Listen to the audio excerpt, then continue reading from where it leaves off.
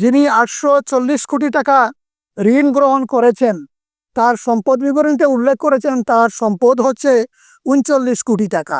তাহলে 39 কোটি টাকার সম্পদের মালিক কিভাবে 840 কোটি টাকা ব্যাংক থেকে লোন নিতে পারেন? এটাকে ব্যাংকিং নিয়মে পড়ে কিনা?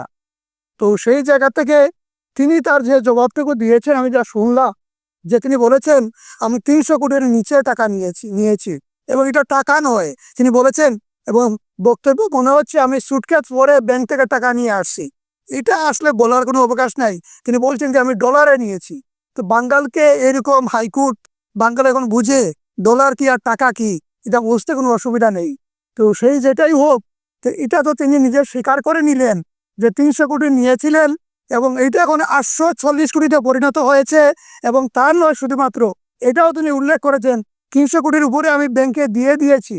তাহলে তিনি একজন সুস্পষ্ট ঋণ খেলাফি।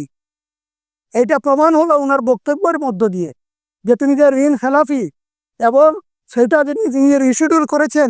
আমরা বিশ্বাস করি ব্যাংকের সাথে আতাত করে মিনিমাম একটা পার্সেন্টেজ দিয়ে ব্যাংকে তিনি এটা রিশিডিউল করেছেন।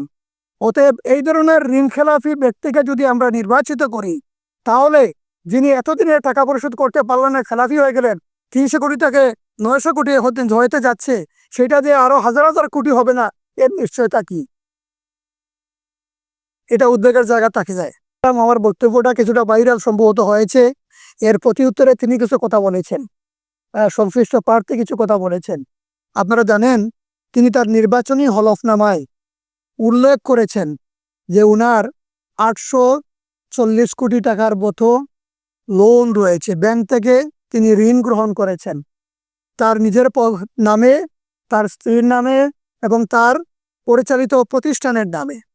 এখানে যে বিষয়টা আমরা নিয়ে এসেছি, আমরা কয়েকদিন আগে এইভাবে শাহজালাল ইউনিভার্সিটির পলিটিক্যাল স্টাডিজ বিভাগের একটা সংলাপ ছিল, সেখানে সুশীল সমাজের প্রতিনিধিরা ছিলেন, সাংবাদিক বন্ধুরা ছিলেন, আমরা ছিলাম, তারা এই তথ্যগুলোও দিয়েছে, সেখানে নিয়ে এসেছে। তো সেখানে আমরা প্রশ্ন করেছিলাম যে